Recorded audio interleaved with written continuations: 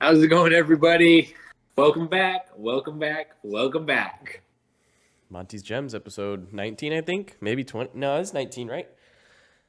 19 or 19. 20, one of them. All I know is that it's been cold this week all over Mm. the United States in Mm. the cold tundra of Miami, Florida. It's currently 48 degrees. Yeah, that's And when rough. you're driving a Polaris slingshot, Yeah. because your Jeep's in the shop, it's not as much fun Yeah. as it usually is. Hmm. So people are like, "Why are you driving that?" It's like, "Yeah, my Jeep's in the Jeep. It's a terrible week for my Jeep to be, or my Your Jeep's Jeep's in in the the Jeep. Jeep. My, yeah, my Jeep's in the shop." And so, yeah, but Yeah. it's Fortunately, you're not as not in cold. Florida, Yeah, not up in Michigan where it's negative degrees. yeah. Yeah. You'd be a little bit chilly, don't you think? Yeah. I'm definitely, trying to work on gratitude this year, and I'm very grateful Yeah. for my vehicle being down here instead of up in Michigan. I don't think I'd probably make it too far Yeah, probably not. driving that in there. It'd probably freeze. Yeah. That's Her rough. name's Shira. There's a couple of things that are her nemesis. It's rain and the cold weather. Yeah, that's it. That's about it. Yeah. Yeah. And the heat. She doesn't like excessive Doesn't heat. like Neither doesn't do like it. I. No. How hot is excessive heat? I don't know, dude. Like anything above 90, just sitting out there in the scorching heat in a convertible with it just beating down on you, sitting in parking Mm. or at a light or something. It's not super enjoyable. No, I can imagine. Especially if you're just sitting still, Yeah, not moving. yeah. Yeah. I mean, yeah, you get a little bit of the wind. It's not as bad, but still, I mean, and the engine is right there, pretty close, so Hmm. you feel the heat coming off of that, and it's not a super great experience. They were Yeah. made for like 80 degrees and below, but above like 66. So Yeah. like that 14 degrees right there, that's like the sweet spot. Yeah. Anything less or more is not enjoyable. Yeah. You don't really get to turn the But AC on in a convertible. You're kind of stuck no, with there it. is no AC. Yeah, I know. Yeah, but I'm also fortunate that I don't have to work outside like you. Yeah, that's true. It's not a whole lot of fun when you're So working outside in the snow in negative degrees. Yeah, no, it sucks, but it is what it is. Working outside in the I can't summertime's imagine fun that. though. It's better than being inside, but you have to deal with the downside of working outside of the winter sometimes. But Well, I think then you're dealing with all the elements, right? Like the rain. yeah. We're working outside down here in Florida. I don't think that was not super enjoyable What? when you get 110 humidity and just being Oh yeah. outside is Yeah. blasting down on you. Remember when I was working in the golf industry, that was not super enjoyable. Yeah. So, I can yeah. imagine. Yeah. So this week we don't really have a podcast topic per se. We're just kind of talking, chilling out, and I think we have like a couple of talking points and whatnot. But yeah, we're just kind of hanging out this week, kind of see how the flow goes without a topic. Because I feel like one of your concerns for the show is kind of running out of topics and just ideas for episodes, I guess. But I don't know. I think there's so much versatility in just conversation to where talking alone can just I don't know, talking can just be enjoyable to listen to if there's something to laugh about or if there's something to learn or anything really. So, Yeah, of course. Like we all have life experiences, right? Like each week is different in terms of mhm. what we saw, what happened to us. Sometimes those are positive things, sometimes they're difficult things, sometimes they're things that we're working on.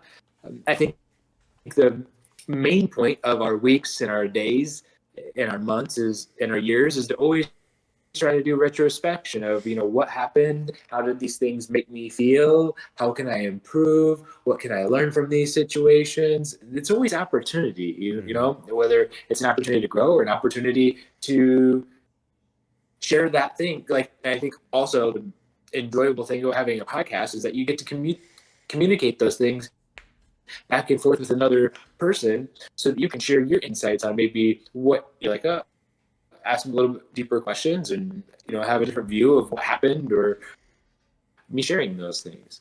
And so Yeah. I think that's the important thing when it comes to life, podcasts, no matter what it is. Like, dude, the whole purpose of this life is just connection. We're here. We're not here all by ourselves.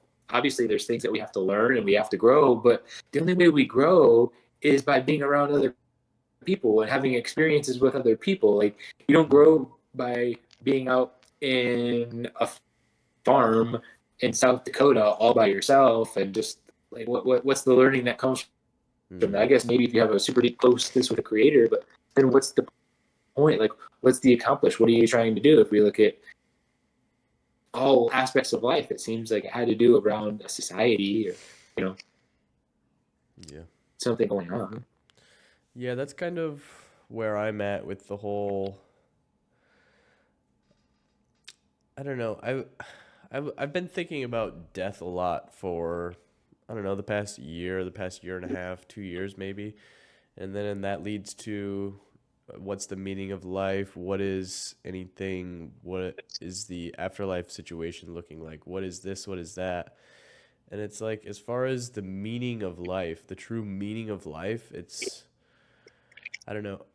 My conclusion has come to, I feel like the true meaning of life is to just love, the emotion of love and spreading love and receiving love. And I feel like that is the absolute pinnacle of being alive. Like, that feeling of love and being around loved ones and sharing moments like that is like, I feel like there is nothing that can top that. So I feel like that is, I mean, I don't know why else, what other meaning would there be, I guess. I've come to the conclusion too.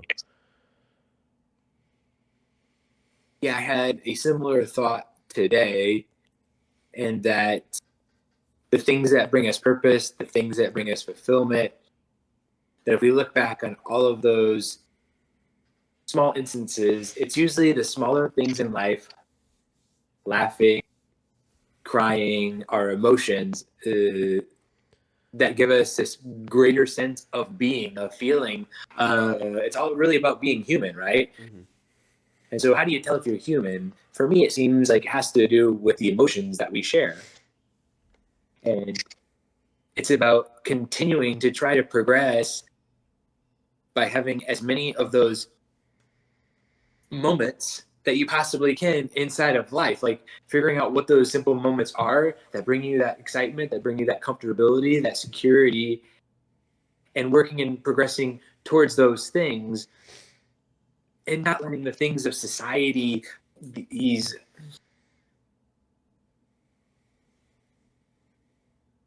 you can have goals and you can have desires, and oftentimes they're not the same. And so sometimes I think we aren't able to really see the things that we like and we enjoy in life in their simplest form. Oftentimes we're stuck on what they look like. And so, like, for me, I like the Polaris slingshot. And so it's like, oh, the Polaris slingshot, it brings me happiness.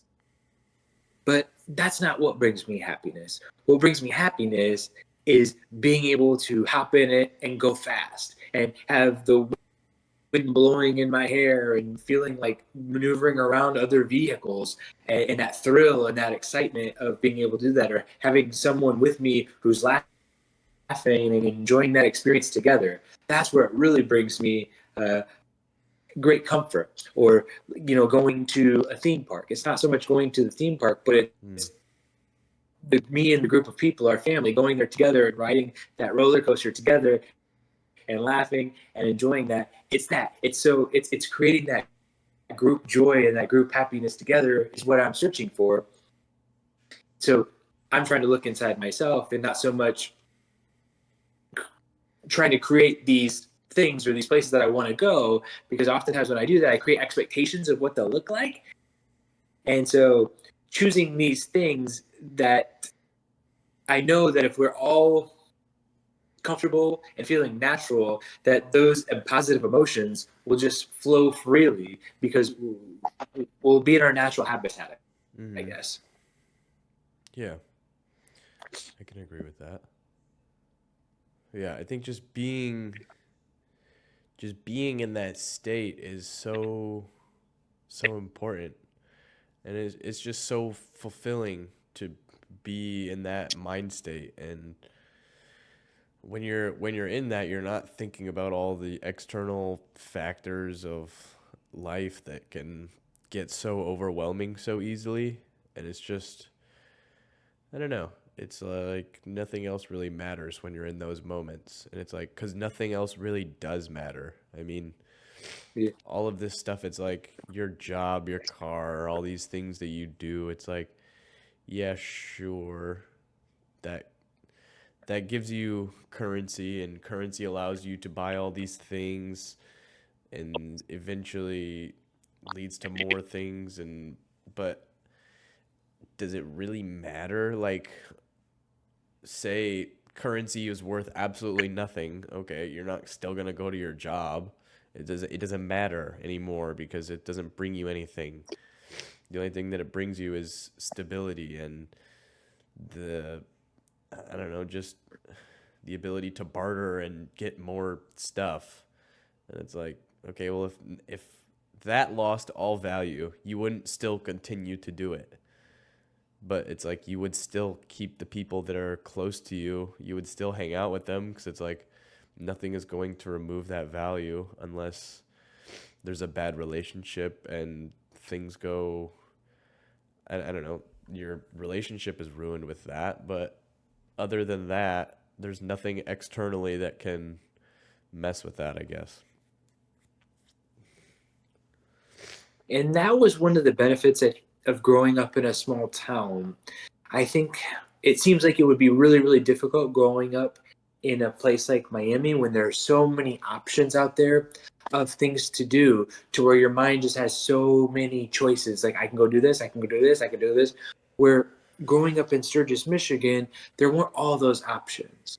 So you had this time that you needed to pass by, and so you had to figure out ways to pass by time instead of just sitting there and being bored and not doing anything. And oftentimes it had to do with, just like we were doing, interacting with Isaac and him telling us stories about him and Brittany and Josh going out and, throwing food in the road, or Mm-hmm. doing this or doing that, driving around in the dark when there's technically nothing. But it's almost like child's play where you're creating all of these stories and all this imagination that create something special. And I think that's where, movies and books, nonfiction books, can bring a lot of excitement, because it's Mm-hmm. that ability to imagine and to laugh and to enjoy that. It's really hard to create that when there's no need to create, because you can just go anywhere and be entertained. And I think that that's something that people struggle with social media, is that there's certain people that are creators and they're entertainers and they can provide a lot of value in doing that. But there's also the other end of that, where there's people that are just consumers. And those consumers don't have to create and they don't have to interact. They can just sit there and they consume and they can let it go through them and they can express an emotion in this, but they don't get to feel that real joy of creating something with someone, or seeing people react to what it is they've created. And uh, yeah, I don't know. That's why for me, kind of, when I go back with family, there's always that excitement, because it doesn't really matter what we're doing. Mm-hmm. It's that we're together and we're able to laugh and just enjoy and joke around with each other.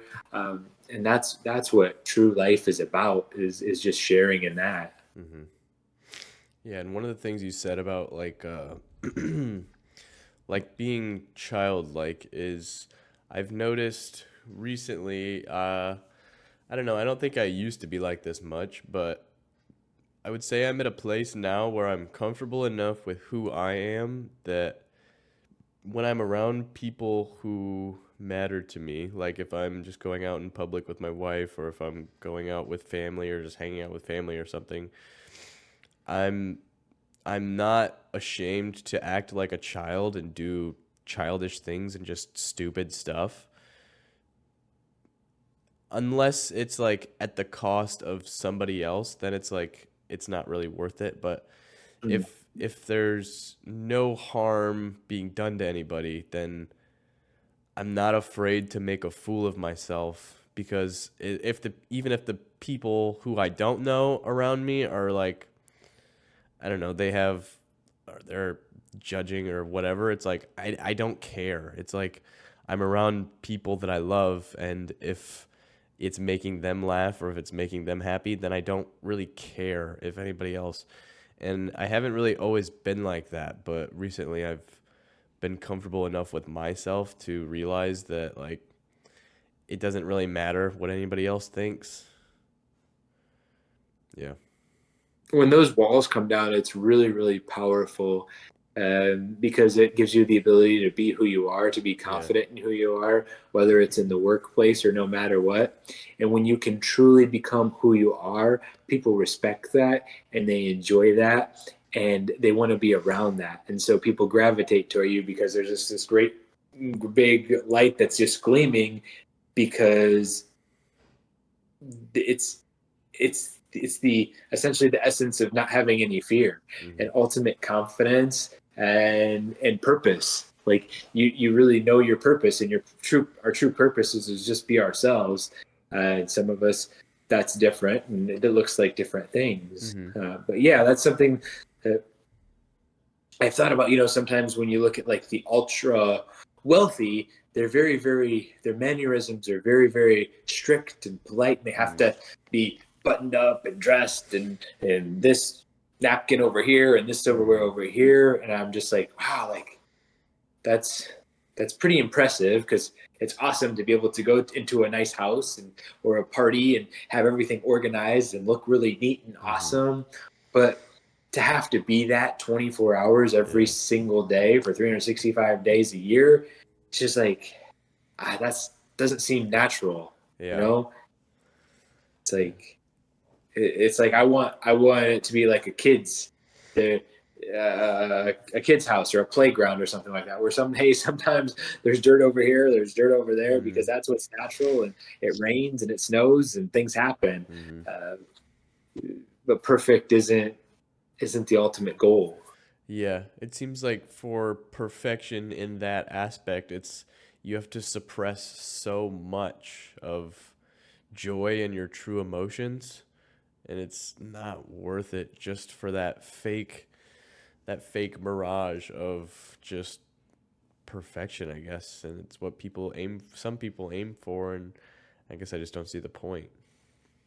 Yeah, and so I actually watched a really good video um, last night that I'm going to go into detail with on this podcast about just what it was. But it's Tony Robbins. Do you know who that is? Mhm.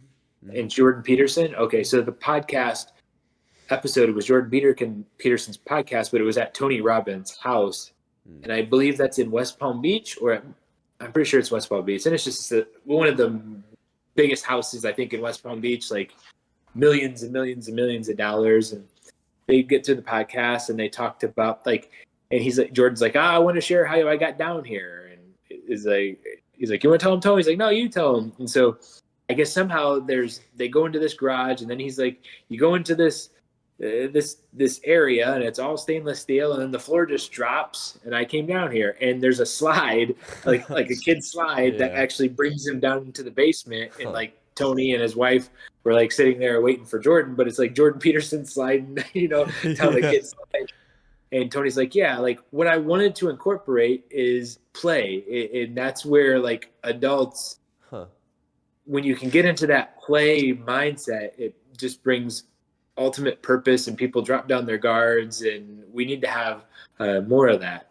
And Hmm. so when I was listening to that and feeling that, and I was like, man, you know what? That's what cars are to me. So a car can be, something that gets you from point A to point B. But for me, a car gives me that play feeling. It's like that's what the slingshot represents, is being able Hmm. to go fast and maneuver back and forth and like just have fun. And that's what that lifted Jeep that I just got, that's what it represents, is being up high, Hmm. like being able to like just have fun and go through puddles or whatever it will be once it's not in the shop and hopefully works. Yeah. Yeah. But it's that sense of play that comes from both of those essentially toys, right? Like that's Right. why we call them toys. Your four wheelers, your whatever. And I think that's really, when you start thinking about it, toys where what toys do we have as adults? Like there's a lot out there. Maybe sometimes it's golf or sports or whatever, but I think it has to do with the ones that we're actually taking action in, like being part of Hmm. that create that. Yeah. That's something I don't ever want to lose, man. It's just that ability to play, whether it's with kids or to have that be that kid at heart. I think it's really, really important to not just grow up and be strict and regimented. And I'm not Totally. saying that, at work you got to act professional and do things, but you always have, like, that's what true love is, like Mm-hmm. in your marriage or with your brothers and sisters. It's that ability to play where Mm-hmm. you know each other so well that you can joke around. And laugh and have fun. Like that should never get old. Like Yeah. we don't never grow from that. Yeah. I feel like once you lose that, I don't know, you're not just losing out on the fun and the play. It's you're losing out on, I don't know, some of the greatest pleasures in life. Because once you once you stop acting childish or playing or whatever, then your sense of humor kind of goes, your sense of imagination goes, your so many emotions that are associated with childlike behavior, all of the creative side kind of just goes with it. Yeah, and what you're talking about, I want to make sure that we know that there's a difference. There's a difference between not taking on any responsibility Mm. and acting like a child and just Yeah. never Yeah. growing up and being Peter Pan and not taking any responsibility, ever trying to be independent or having a house or a car or a job and just living like as a kid and hoping that everyone always provides for you and gives you these things. And Mm. there's a difference between that and just your mindset and how you create fun. But you can make fun things out of anything, whether it's a grocery store visit or going through the drive-through and ordering in a different voice, Yeah. or you know, there was a there was a guy at the grocery store. It was last week or the week before, and I was looking for my bananas. I always go there and get bananas, and he was like, "Man, I need two bananas that are good right now." And I was like, are you asking me to like peel it for you? Is that what Yeah. you want? Like, take me to peel it and give it to you? He's like, oh no, no, I mean like later today. I was like, oh okay, like like right now, Yeah. or I guess I don't know. I've never had that dilemma to where I was looking for ones that are so ripe right now that they're like Yeah. ready to be peeled at this Yeah. moment. Yeah. Huh. That's funny. But there's just so many opportunities in interacting with people to create that. Like that's so much of our days would be better if when we're going around and we're just doing these monotonous things or doing our daily routines, that if we just created that, Mm. right? I think Mm-hmm. that was something that Grandpa Abs, he always tried to do, I think, more with the holidays, like Christmas and then April Fools, trying to Yeah. just get people, which I think ended up sometimes, frustrating people more, but it made Yeah. him happy. Or like Yeah. trying to call us kids and say, "Hey, did you guys see the fireworks I just shot off?" And, Yeah. it made a special memory, Right. definitely.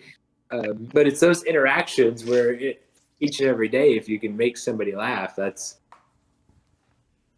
special because you're making yourself laugh too. So you're also boosting yourself. Yeah. Yeah. So yeah, you know how I was telling you about the gate at the apartment complex, about Yeah, how it hasn't been working and that they came to fix it. yeah. Okay, so the next day after they came to fix it, they put they put a cone in front of the gate to like keep it open, and then they took the cone away, and so the gates didn't open. They didn't work at all, and for the past 2 weeks they just haven't worked at all, and then they just started zip tying them open again. So so the gates never got fixed. But when they weren't working at all, like how did you get in? You have to go. You have to go use the other gate. Oh, okay. Yeah. And I don't know what that banana story made me think of. I don't know why that made me think of the gates, but it just I don't know. There was because when my wife was going out for a walk today, she could see the guy that works at the apartment working on the gate. She said he was trying to fix it or something, and then when she came back, the zip ties were just on it. So it's like he just gave up or something and just zip tied it open. It's like, oh yeah, Yeah, it's nice. one of those things. Be like, you aren't the same guy who's been working on it for the last 5 months, are you? Yeah, for real. Yeah, Do you want some help? yeah. He may not want some, but he needs it for sure. So for this podcast today at work, I was thinking, and have you ever seen those things where it's like, so there's two different groups of things that are very different, but they have things in them that sound similar to each other? So they're very different, but they have things inside of them that sound similar. Okay, so I'll just tell you. I was thinking at work today and I was thinking of that and I don't know how to articulate that thought into words, but eventually the idea came out that I was going to make a list of philosophers and Pokemon and I would read to you either a Pokemon or a philosopher's name and you would try to determine and answer whether it's a philosopher or a Pokemon. Okay. Does that make sense? Yeah, okay. Okay. So, for example, if I would say Pikachu, your answer would be Pokemon. Pokemon. Yes. Right. So, Is this called something, or is this just something you came up with in your mind? it's not something that I came up with. I've definitely seen it before, but I don't know like what it would be called or anything So like there's a that. term for it. Yeah, okay, got it. Yeah, I just don't know what it is, and I thought it would be fun to play, so I came up with a list of some philosophers and Pokemon that could go either way, and I just wanted to I mean, are see. you well versed in Pokemon? Yeah, I'm pretty well versed.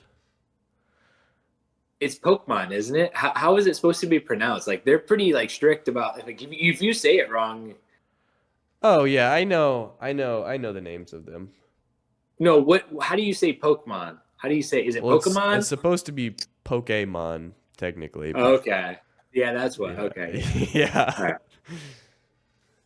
So yeah, I created a little theme song for it about this. This is what you accidentally heard before the recording started, and I stopped it before you got it. So All right. this is the little theme song I like to call "Is it a philosopher or is it a Pokemon?" And cue the music. Is it a philosopher or is it a Pokemon? Wait, did you sing that? Yeah, it's with auto tune. Oh wow, that's pretty good. Okay, so then if you end up getting the answer right, you'll hear a that's Okay. that's the Taco Bell ding. And if you get it wrong, it'll be a Wrong. just a Donald Trump wrong. Donald Trump. Oh, okay. Yeah. Yeah. So here we'll start off on the easy side. We'll go 10 total and your score at the end, that'll be what you get. Okay. Are you ready? Yeah. Alrighty. So your first one would be Lucretius. Lucretius, Yeah. philosopher. Okay. You're 1 for 1. Okay. Your next one would be Anaxagoras. Anaxagoras, Mm-hmm. Pokemon. Wrong. Okay. So you're 1 for 2. Okay. Your next one would be Eternatus. Pokemon. Okay. 2 for 3. You're not doing too bad. Your next word is Metrodorus. Pokemon. Wrong. That would be a philosopher. Your next one would be Calimachus. Pokemon. Wrong. Wow, dude. That would Where'd be you get this list of philosophers? I asked ChatGPT to make me up a list. I don't think you're reading them right. That's why I'm struggling. Oh yeah, that must be what it is. Yeah, that must be what it is. What is that? 2 for 5 right now? 2 for 5 or 2 for 4? Okay, we'll go with 2 for 5. Okay, your next one is Solgaleo. Philosopher. Wrong. 2 for 6, not doing so hot. That one would be a Pokemon. Okay. We'll give you a little easy one here, okay? Pyukumuku. Muku. Pyukumuku. I'm gonna say Pokemon. Okay. 3 for 7 here. Alrighty. Your next one would be Pyro. Pyro. Pirro. Pyrrho. Can I get the language of origin? No, you cannot. I would say Pokemon. Wrong. Whatever. 3 for 8. How is it going so far? How do you think you'd be doing better? Did you think you'd be doing worse? Yeah, I mean, I figured I wouldn't know any because, like, I don't know any Pokemon, and like the only philosophers I would really know would be well-known philosophers. Oh, like your Socrates, your Plato, your Marcus Aurelius. Yeah, I guess maybe I thought maybe more of Greek mythology, like Zeus, but those aren't really That's not really a philosophers. philosopher. That's a Greek god. I mean, how do you think you would have done? I think I would have done pretty well because I know most Pokemon. Oh, you do? Yeah. Well, not all of Well, it them, seems but like there's like I 150 of them, oh, aren't there? there's way more than that. There's like Oh, yeah. there's like almost there's probably like 1,000 or something. Well, yeah. Well, how? I mean, I'm not done, right? I still got a couple more, Oh yeah, right? you still got 2 more. How do we feeling though? Did you think you'd be doing better? You thought you'd be doing No. Oh, okay. Well, I didn't really know. But once I started hearing these names, I'm just like crap. Like, yeah. Yeah, but that's I just, I've pretty much made guesses on each one. Like, there hasn't been one that I've actually known. that's the thing. It's like that's what's so funny about these games. It's like you take a philosopher and you take a Pokemon, and it's like you wouldn't expect them to be so interchangeable, but it's the names of them are so similar that it can go either way. And with the philosophers, are these like their real names that they were born with, or are these a name that like what is it, like a stage name or a pen name or something that they just created? Oh yeah, I guess I'm not sure. Yeah, it's very interesting. Was Plato Plato's real name? Yeah, I don't know. That's what I'm asking. I have no clue. Yeah, I guess I don't know. This was just kind of a last minute production here. So Oh no, yeah, I didn't expect you to know. It's just like I've kind of wondered that as you go through these. yeah, I mean, at least we know Pokemon were made up names. Yeah. Like yeah, maybe they were named after philosophers. maybe. That's not a bad idea. Okay. This next one, so far you're 3 for 8. You got All 2 right. more questions. Nail them both, and you get a 50%. Sweet. That's almost a couple away from passing. So Yeah. yeah. Your next one would be Gardevoir. Gardevoir, Gardevoir. Pokemon. Ah, yeah. There we go. 4 for 9. Okay. You want an easy one or a hard one? Do you want to work for your Oh, I get an 50%? Do you want to work for your 50%? Okay. Are you ready? Yes. Epimenides. I had to say philosopher. Okay. 50%. That's not bad. 50%. I mean, what were some of the other names on that list? I tried to pick the relatively harder ones. I mean, the list that it gave me for philosophers, it's Anaxagoras, Antiphon, Cleanthes, Epimenides, Gorgias, Isocrates, Lucretius, Marcus Aurelius, Pyrrho, Philolaus, Panatius, Theophrastus, Hermes Trismegistus. I mean, yeah, it's just a bunch of... And then the Pokemon, right? Yeah. There were some that's like, obviously if it's a 2-word name, you're not going to guess Pokemon, but I guess, I don't know, maybe you would have. Like if I would have given you a Marcus Aurelius, that you wouldn't have guessed No, Pokemon. I would have known for sure. Yeah. But are there any Pokemon that were 2 words? Not that I can think of. Okay, out of your list, there weren't none. No. Okay. Yeah. And like with Pokemon, maybe if you would have given me like Charizard or something like that. Yeah. I might have got that. I feel like that one would have been a pretty... I tried to pick the Pokemon that seemed kind of like philosopher-esque, because there's a Pokemon on this list called Thundurus, and it's like, you probably wouldn't have picked philosopher for that one. I don't know. Like, really? That one would have been, I mean, yeah. Some of those names of philosophers that you just rattled off don't really sound like, it's just, I don't know. Yeah, that's true. I mean, have you ever played Pokemon? Yeah, I used to play Pokemon as a kid all the time. For a Game Boy or like the card game? The Game Boy. The I had there were the cards too. I never actually played the card game though. Okay. Yeah.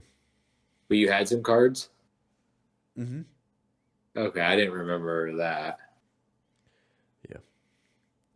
And we had a Pokemon game for the Nintendo 64 too. I think I might have had one for the GameCube too. I don't remember.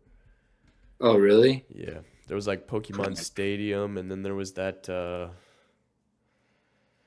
what was that one game? Brittany sent me that one Nintendo 64 game where it was just like a bunch of Pokemon mini games where it had like the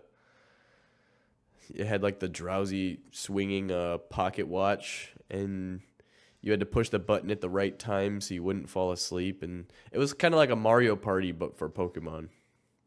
Oh, wow. Yeah, I don't remember any of that. And you think you know most of those Pokemon? The Pokemon on those games? No, like that right there. All those, you knew most of those? I knew some of them. I knew most of them, but It's actually interesting because I think I heard somebody talk about that there was a new deck of Pokemon cards that came out this week or something. Oh, you knew about this, where people were waiting in line to be able to get them? I did not know that. Oh, yeah. Huh. I guess he was saying that inside this deck there should be one card that will be like worth $1,800 or something like that. Huh. And so he went and tried to buy as many packs as he could so that he can hold them like an investment. Sell them. Yeah. People do that later down the road. Yeah. It's just like, he said that he's done that with other things where he's still holding a lot of stuff. It's like, yeah, but how much of this junk have you bought 2 years ago that you're still holding? It's not now worth any money, Yeah. It's just like, yeah. That's crazy. Yeah. But like the original Pokemon, like they're called like Pokemon 151 because there were originally 151 Pokemon, and it's like the packs back in the day, like when. I don't know if Pokemon was out when you were a kid, but when I was a kid, the original Pokemon packs, you could get them for like $1 or $2 or something. If you get like a box of those, they're going for like the original 151 pack. I think it's like a 20 pack or a 30 pack. They're going for like 30 or 40 grand. For like a small pack of that many cards inside of it? A box of them. A box of 20 packs. or something like that. Oh, But yeah, oh wow. like 20 Oh packs, wow. and the packs have like 10 cards each. So Holy cow, dude. yeah, yeah, it's nuts. But again, that all has to do with patience, right? Hmm. Like, okay, right now that's how much they're going for. But Right. if you're patient and you hold on to them in 10 years, how much are they going to be going No, yeah, for? I know. It's just like, It's nuts. It's at what just point will you just sell them? Because the longer you have them, the more valuable they'll be. mhm. It's just because they're not making them anymore, so the supply is not going up while the demand for it's still kind of the same. So Yeah. people are opening them, so the demand's only going up. Maybe I'm surprised nobody's made like a Pokemon cryptocurrency or something like that. Yeah, well, I'm sure they have. Oh, yeah, you're probably right. I'm sure they've scammed some kids into it or something. I saw this week that there's a Trump, I think, Oh, cryptocurrency. really? Yeah, and it's went up 634% in the What? last week. Yeah, I think what was it? It started off at like $7, and yeah, it was something stupid. 630 something percent in the last week, I think. Hmm. Yeah. Seems like people will put their money into pretty much anything now, huh? Well, I don't know if it's that they'll put their money into just about anything, but I think it's like risk versus reward. Is that people are always trying to find something where there's an opportunity, right? And so cryptocurrency, there has previously been an opportunity. I think it's the same way with Reddit and stocks, right? That they've used that Uh, to kind of control the market to be able to essentially steal from the rich and give to the poor, the Robin Hood approach, right? yeah. And I think a lot of people are trying to do that. They're trying to team up or be the first one to think of something or to that opportunity to get in it at a very low cost, and then dump, pump and dump, isn't that what it's called? And then Yeah. get out. Yep. Yeah, Hmm. that happened with a lot of cryptocurrencies. Yeah. Huh. You said you wanted to talk about that book or that show or the podcast you were watching? Oh, yeah, yeah. So, essentially it was Tony Robbins and Jordan Peterson. They really just got into a good discussion. Tony Ro- Tony Robbins does a lot with his speaking engagements where he's up there for hours and hours on end, and just his ability to grab people's attention is very, very powerful. And inside the podcast, it was interesting to me to just see two grown men being able to talk about connecting with people and how they connect with people, but also get vulnerable and like share some of their stories. Um, Tony was sharing a story of when he was, I think, 11 years old. He was in a really difficult house. His mom had a new husband, and he was like just kind of abusive and stuff. And for Thanksgiving, they were gonna have, he said, saltine crackers and peanut butter, and so like that's what they were having for Thanksgiving. Very, very poor. And guy came and knocked on the door, and he had like 2 bags of groceries and a turkey, and the kids were like all excited, and the dad goes out there, he's like, we don't take charity, and like slammed the door in his face.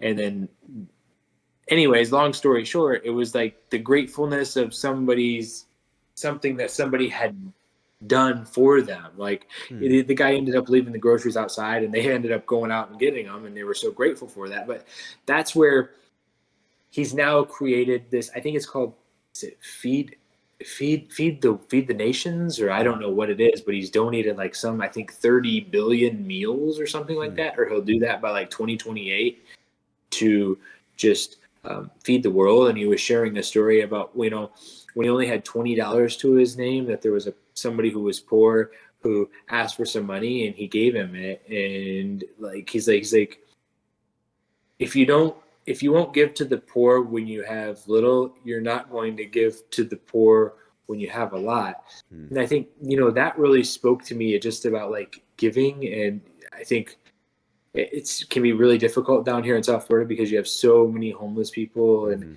oftentimes it seems like, they're drugs or drinking or whatever. So there's so many opportunities to give.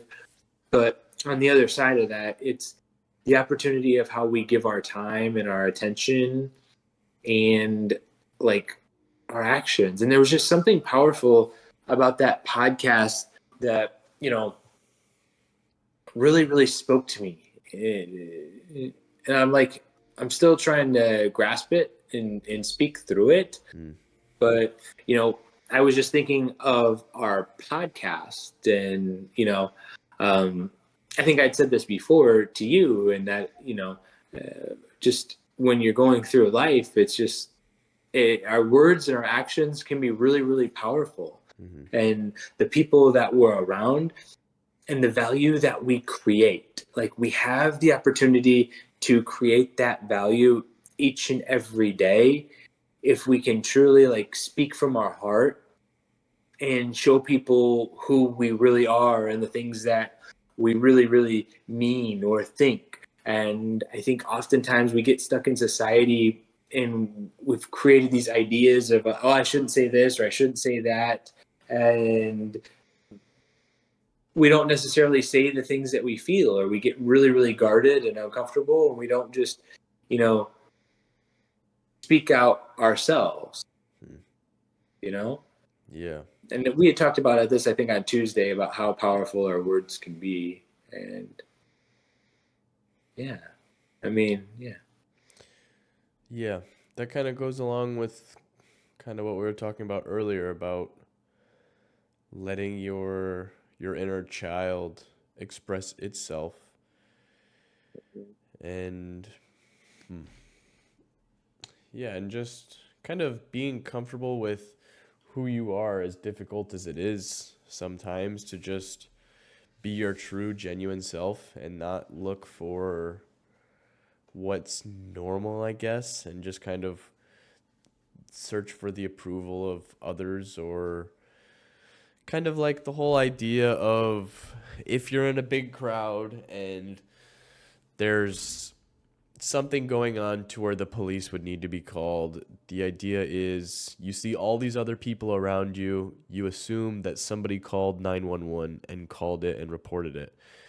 But everybody else, well, not generalization here, but everybody else is also thinking that. And then at the end of the day, nobody called 911 and this person's life is being put on hold because of basically that giant crowd think of everybody else is here too. So I'm assuming that somebody else has already done what I know that I should do. So then you end up not doing it rather than being the one that puts an open hand and tries to help and does it regardless of if it's been done already. Because if they get a second, a third, a fourth 911 call, it's not going to harm anything. The operator just says somebody already reported it, end of story. But it could be the difference between saving somebody's life and somebody dying. Or that's a very extreme case of it, but just, I don't know, just kind of that being in a group and trying to fit in, I think is a lot of people do that, and it's not genuine to who you are. Everybody's so different. Everybody's so similar in everybody has a lot of similarities with each other and common interests, but everybody's personality is so different from each other in so many different ways that people don't really express themselves in their true form, I feel like, because of that crowd think aspect. Yeah, and actually with what you just shared, it helped me to get back to where I really wanted to go with that. My mind kind of got boggled as I was sharing that story about how to be detailed in my speech to really share what I was coming across. And the fact of the matter is that sometimes it's that group think where we're uncomfortable to ever go do something. but it's also that same thought process to where this person has heard these things enough, or they don't need to hear it again, or my words aren't special enough to where it might help them. Like that person who's laying there, who needs the 911 call, just like he just needs somebody to call 911. Mm-hmm. And if you're thinking everybody else is going to do it, or they've heard it enough, or they've been helped, each one of these opportunities are a chance for us to show our character, especially when it comes around family and friends. And that was the big thing, I guess, for me. It's just like saying, I love you, Jake. Like, I love you. Like, and this podcast has helped me to see who you really are, and to be able to really appreciate that. Like inside this podcast, and as we've been doing this, you've really showed me your heart and like what you want to do with your business, helping people in construction right now or in the future. Like not taking advantage of people is something that's really, really close to your heart. And it's not really something that I hear a lot of people share when they're talking about their their goals and what they want to do in life. It's more of focused on maybe I want to make a lot of money, or I want to try to figure out what I'm passionate about. But every time you speak about maybe your purpose or what it is you want to do, it's always with the intentions of being able to help people, to be able to provide value, and to make sure people are safeguarded. And that's like really, really admirable, dude. And I don't think that that's something that you hear enough, and you realize how special that mindset is and that heart approach is in doing so. And it's these types of opportunities where those people, when we see something special and we see their amazingness just glowing out of them and coming out of them, is that they need to know how special that is. Because sometimes you feel like that thing inside of you, it's not recognized by anybody, or that you're not special, and that each one of us individually has all these special skills and these special traits inside of us. And it would be beneficial if those that are close to us, who saw these things in us, would help to express those in our words and in our actions. It's like our spouses, or get them those flowers, or give them that hug, or tell them that appreciation, or anytime, like go pick them up from work or whatever it is. It's those small things that oftentimes we go by as robots and very, very monotonous, and just taking them for granted. And when we take people for granted, it not just doesn't make our relationship as special, but it can make each one of us not feel as special in this world, whether if it's to our person or our family. But it can also then become associated with ourselves, and what we think of ourselves, and if we think we're worth anything. And that's why I say, man, that podcast, it just made me realize my words are so powerful, that I have the opportunity to move mountains with my words. And what I mean by that is being able to encourage people who are impacting this world. Whether it's somebody who just works alongside of me and they're always showing up to work, or they always have a good attitude, or they're always laughing, or maybe they're just always the people that are laid back, and sometimes that laid back can look as lazy or whatever, but they're just always like they're ones that are bringing away that stress and that tension that maybe is sometimes just feels so heavy on us. And just sharing that, man, it was really impactful. Yeah. Thank you. Because I don't know if you ever get in your own head where you just wonder, like, if I'm unique, if I'm valuable to this world, like, how am I going to find purpose? What am I going to be able to offer this world that maybe will bring me happiness, or two, will help me to make money? But I think if we really focused on having positive positive speech towards others, and then again following through with those actions towards others, that there's just a lot of power and purpose that just comes from doing that, you know? Yeah. I think something that I heard this week in a podcast, I can't remember which one, but it was something that really resonated with me, and it was just talking about like the idea of, I think it started with the example of like lying and people lying and expect nothing to come from that. And like you lie to your friends and then you keep lying to your friends and you expect nothing to happen, and maybe nothing does happen instantly. But there's always that, I know karma is kind of like a buzzword, but it's the idea of your actions have an equal and opposite reaction, like the laws of physics. And it's very true in the sense that you have a negative effect on somebody's life and you don't expect that to have a reaction on your life. So say you lie to, I think the example that he gave, it was like a husband is like not a great husband to his wife, and then eventually they have kids, and he keeps being that way. He's not a good husband. He's not a good husband. And then that kid grows up, and that kid and throughout their whole marriage, the wife puts up with it, and there's no real reaction from him being a bad husband. And then that kid grows up, and that kid wants nothing to do with that dad because he saw the way that he treated his mom.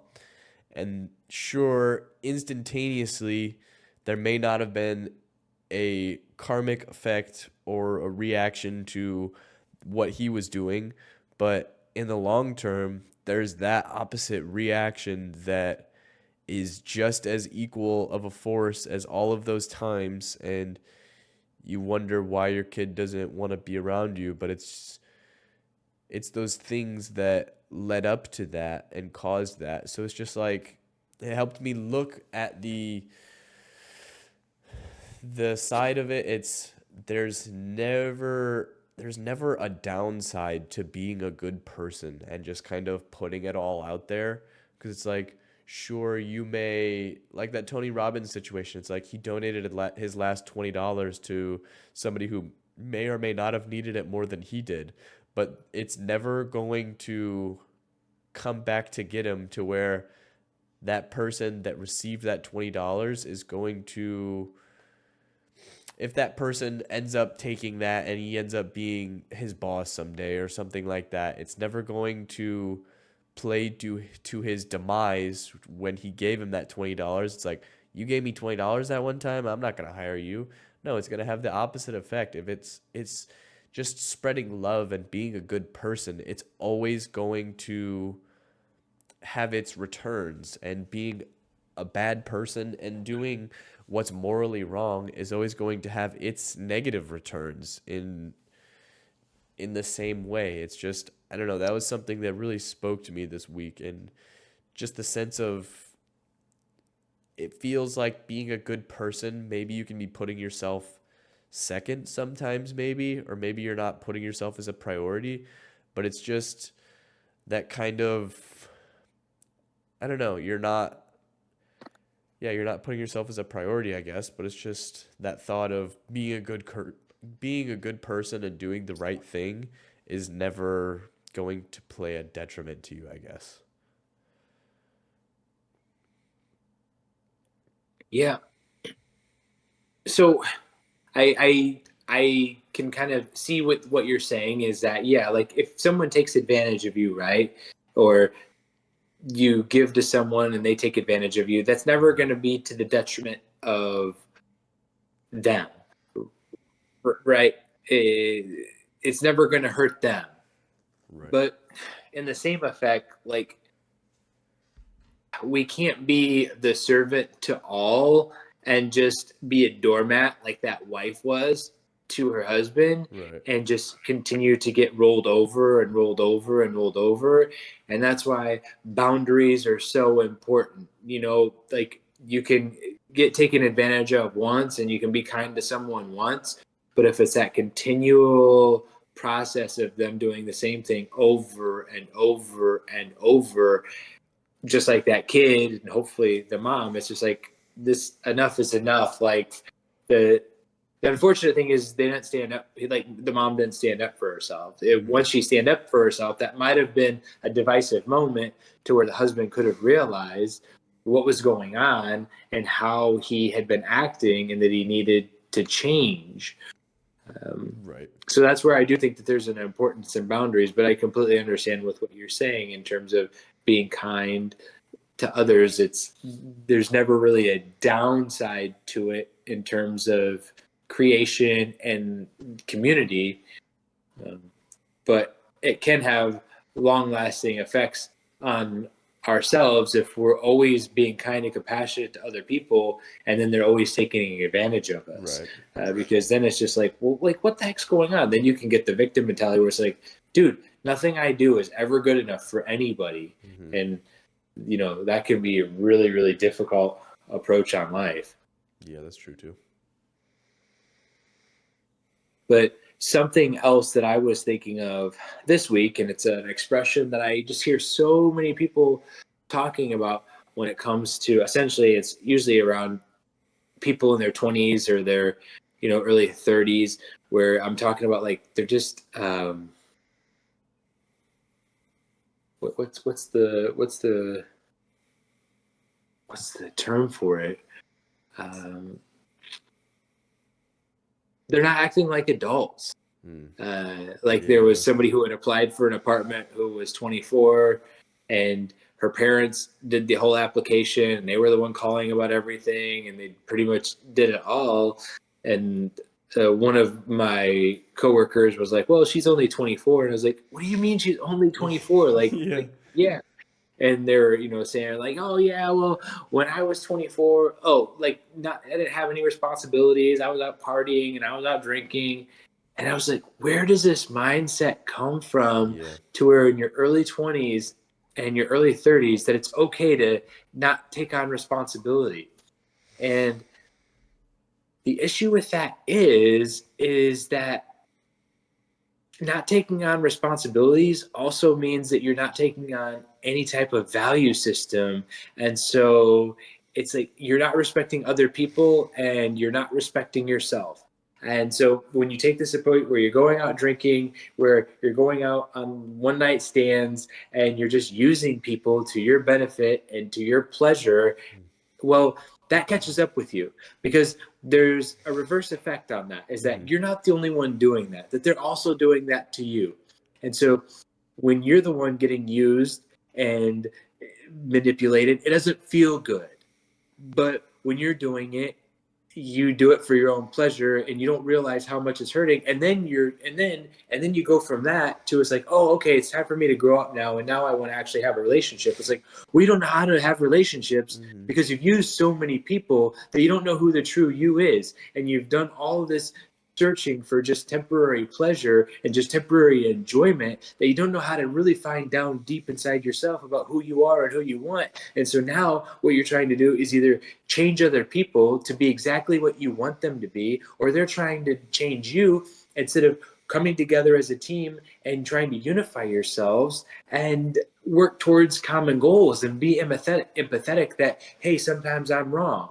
But that, dude, it's that approach of recklessness that just destroys people for the future. And it's just it's this approach where we've came to think, oh, well, it's just for a time. It's like, no, it's not just for a time. That way of life sticks inside of your head. It gets ingrained. If you do that, then you're not just going to get that out. It doesn't just come out. It's that approach in life, because you've hurt people, and you've allowed yourself to go through so much hurt that if you don't do some deep soul searching to remove that pain and that hurt, it's not going to leave. It's always going to be present. And if you're struggling with anger in the future, there's a good chance that you haven't dealt with previous life circumstances where you hurt people or you were hurt really badly because of this time in life where it was all about reckless living and I don't even know what you call that. Yeah. Yeah, just I was listening to a podcast and they were kind of talking about that too. It's just the idea that people in their late teens, early 20s, even 30s like you were saying, it's just they still feel like they're a kid. And it's like we were talking earlier about the childish attributes and having those, but still having that fine line of responsibilities and knowing that you're an adult and things at the end of the day need to get done and not everything is play, but once those responsibilities are taken care of and everything is done, then the way to express yourself, feel free, just but because of that, that doesn't mean that you're still a child with no responsibilities that you can just go out and do whatever you want. Yeah. Well, and a lot of times they have taken on the responsibilities of work and their house, and these are very financially responsible individuals or successful individuals, but it's their private life and just what they're doing with their friends and their relationships and just their inner self, like how they're just destroying themselves. Because then you go out into this world of trying to be somebody you're not for someone who you don't really care about, but you're trying to get maybe some type of temporary pleasure or trying to impress people or whatever that might be. And it's just this revolving circle that never ends because of what your focus was on previously. And it was just living the fun life and the party life. Yeah. I mean, that's one of the things that I was very, very fortunate. I never really had a desire to go through that part of life. And it's really hard for me to resonate with people. It's like, oh, well, everybody has that. It's like, no, not everybody does have that. Yeah. It's a choice. Like, it's a choice. And, like dad, was always in somewhat bad shape. So I had a responsibility. I felt like to kind of be at home and like try to help cook meals and, be around the kids and stuff like that. So maybe I grew up a lot faster and I don't know if I really would say I grew up because I didn't have that many responsibilities. I was still living at home. Mom and dad were paying all the bills. Got to have my own job and save up my own money. But in terms of living recklessly and going out and drinking and like I guess trying to take advantage of people or find temporary pleasure in other people, I never really tried to do that. And I guess it's just something that doesn't resonate with me, this idea that we all did that. Yeah. It's Yeah. I think it's just that people get so absorbed into that life that they're around all of those people constantly that they don't really see anything else. So they just kind of think that's all that there is. I guess they don't see anybody not going that path. So they're just under the assumption that that is all that there is. But yeah, it's like the idea that college is a blur. Like you go and you learn stuff, but when you're not learning anything, it's just that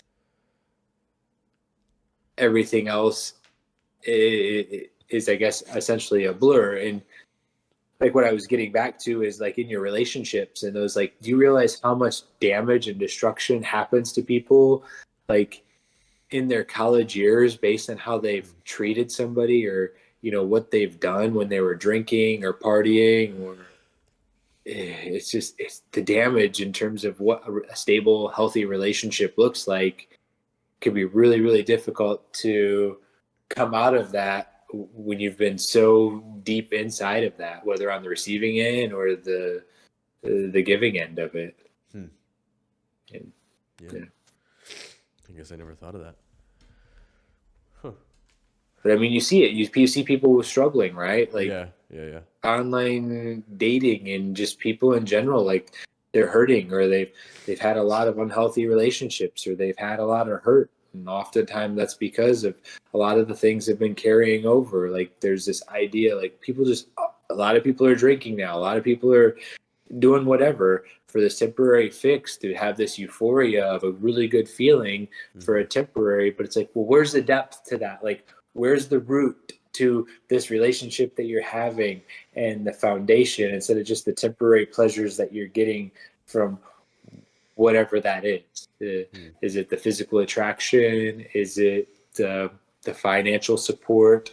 Whatever that is, if if it's just on that very material layer, that topical layer, like there's no foundation to it, like the relationship's not going to last. Like, Hmm. or if it's sitting around the family table and you don't ever really talk about anything that's deep in terms of what's going on in life or anything of substance, and it's just about TV or the news, it's like, how close do you really have in terms of your relationships? What Right. do you really have? What's the depth? Right. That made me think of when Jordan Peterson was talking about like a cocaine addiction, and the whole idea of it is the cocaine, the very first time you try it, it's going to be such a heightened experience that the people who then form an addiction, their way of thinking is, I'm going to feel this all the time because that would be the most optimal way to live. And on the absolute surface level, that would make sense for those people.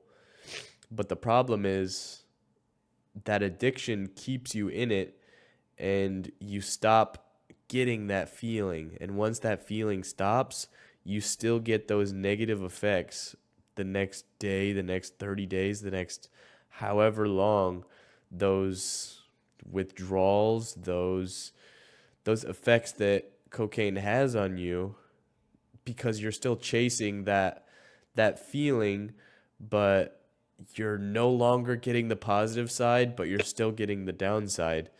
So after however long of you chasing this, I want to live this feeling permanently, it's no longer that. It's the absolute opposite, and you're never getting the upside. You're all downside, and I think that's kind of similar to the situation those people are in. It's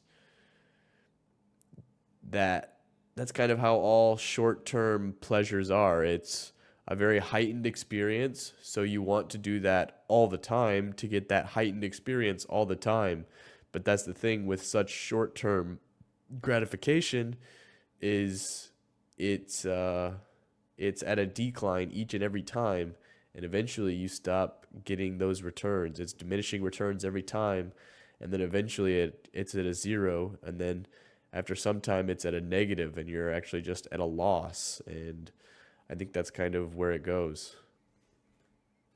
Yeah, I've noticed something. So I think I talked to you about, giving up sugar, and this year I've tried to give up ketchup. So I'm only eating ketchup like on burgers and not with my fries or anything. And what's been amazing is as I've kind of weaned myself off of that, how much better I feel in the mornings after I've woke up or I go to the gym. It's like I'm not as tired. And it was like, holy cow, like that ketchup tasted so good, but it was like, what was my body having to do to be able to maybe get it out of my system? Or, and I guess, what's it called when you kind of stop doing a drug and it's like difficult to do? What's that? Withdrawals? Yeah, yeah. Like, I didn't have any withdrawals from ketchup Yeah. or anything like that, but I could definitely see the positive outcomes in terms of a health standpoint. And I also, so each Wednesday I take the day off the gym, and I do a reset. So I don't have any caffeine on Wednesdays. And so Thursdays I can always tell like that half a scoop of pre-workout that I take is way more powerful than it Mm-hmm. was like on Tuesday. Or some days I can tell when I take the quarter scoop of pre-workout where it's just like, oh man, I don't feel as good today. Yeah. And then there's some days where I take a little bit more than a half a scoop, and I I feel that, and it's like, really, really good. And I think that's where, in terms of those types of things, it's really good to always do those resets Mm-hmm. so that your body's not getting acclimated to things. I think people who are, who have drink, like the more you drink, the more you have to drink to get that feeling. Like the more Right. caffeine you take, you have to take more to be able to get that energy. And I think maybe the more sugar you eat, the Mm-hmm. more sugar you have to eat to be able to Yeah, get that exactly. enjoyable feeling of it. Yeah. Do you ever get like headaches or feel sick or anything on Wednesdays because you don't have caffeine? Yeah, I have. I have previously, like, I haven't recently, and I wonder if maybe that's because I've been taking more caffeine throughout the week that my body doesn't like have to go into reserves on Wednesday. So it's interesting. But I have, yeah. Yeah. Did you have anything else that you wanted to talk about? No, I think that was about all that I had for today. We were talking about wanting to share stories about dad, and so it's my turn this week. And I think you talked about like bartering and bantering and stuff. And so that was one thing that I always remember with dad is that working in the printing business, if he could ever like offer printing to a place that he wanted to do business with, he would do that. And so there was a golf course where he used to be a member, and he ended up, I don't know, we ended up doing their printing. And I don't know if he played golf after we started doing their printing, or they maybe started asking for business because he was golfing there. But that's where I remember taking me to get my first set of golf clubs was there. And he was like, so like, Bob, how much do these cost? And he's like, oh yeah, you're good. We'll trade for this. And we'll trade for it. Like, he would trade printing for golf clubs essentially. Huh. And funny. I think there was some other store I'm pretty sure that he traded something for. I don't know I don't remember where that was, but yeah, he liked trading, and I don't know if that's because he didn't have to pay for like the printing or whatever. But I mean, in terms of profit margins, like you think about like how the benefits of bartering and trading, like here at this property, right? So if I could trade this apartment for someone who was offering something else, well, I have a profit margin on this apartment. So if this apartment is it's a 1 bedroom, it's $2,300 a month, right? And so I don't know what the cost of it is to have this apartment, have electricity in it, have everything, but there's this specific type of cost associated with it. And so let's say that it is, I'd say probably $1,700 is what the cost is. So $600 in profit every single month. Well, if I can trade somebody for something that is $2,400 or whatever it is, I've just, I've traded only something that has a $2,300 value that for only $1,700 of what I actually pay. And so they have their profit margin. So I'm sure it might work out to the same, but there's no way else I would get that for $1,700. So the bartering system is very interesting in that aspect of it. Yeah.